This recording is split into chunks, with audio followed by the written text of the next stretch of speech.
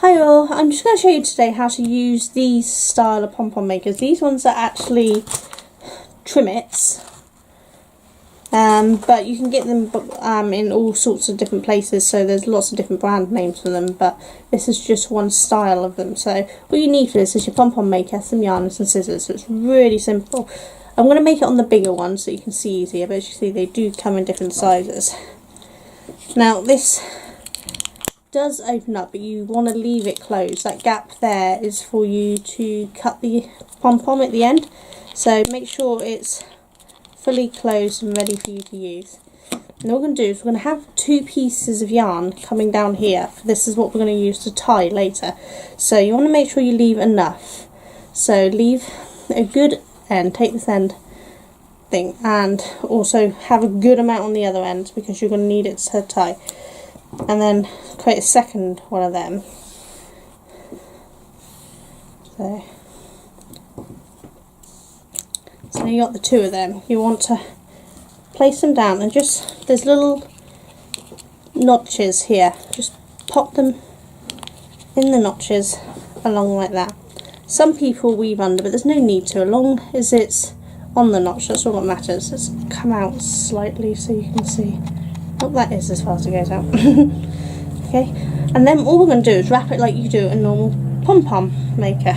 So just start your yarn roughly where the size it would be if you cut it anyway, because then it looks even. And you're just going to wrap around. Now you want to make sure this doesn't get in the way, so just kind of double wrap it around a bit so it doesn't get in the way too much. And you're just going to keep wrapping this around. Now these ones are a little fiddier than your normal pom-poms because they do like to get in the way. But we're just going to wrap all the way around, just like you would any other pom-pom maker.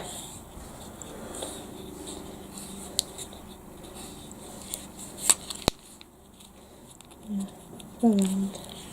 These ones you can't bunch up as easy as you can on the clover pom-pom maker because there's actual ridges to put them in. So try to get them as close as you can when you're already doing it. And we're going to wrap this around until you've got the yarn level with this point. I'll try to tie this out the way a little bit more. It doesn't want to stay out of the way. As long as you can find the end at the end and pull it out, it doesn't really matter if it gets caught up. It's easier for you if you don't. And it doesn't matter if you leave some gaps because you're actually going to come back and go backwards and forwards over this a lot. So just as long as it's all roughly wrapped evenly, don't worry too much about getting it perfect, because once you undo this, nobody's going to notice anyway.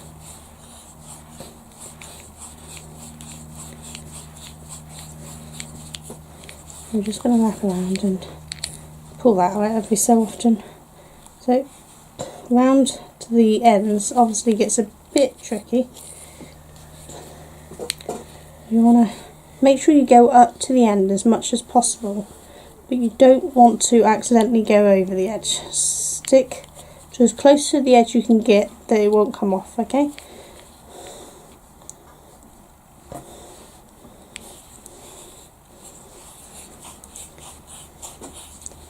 You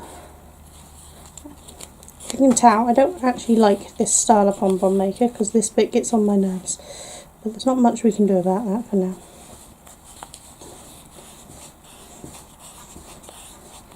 Just keep going around.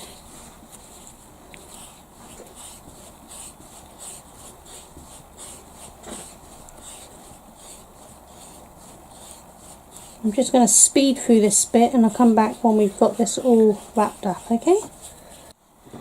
Just quickly going to show you, that end was annoying me too much, so I've actually just tucked it down the middle there for now, and that's now it's out of the way, so you can wrap and then it will easily be able to be pulled out once you've finished. So if the end annoys you too much, just tuck it in there nobody's going to know you tucked it in there for briefly. As long as you pull it out at the end, you're good.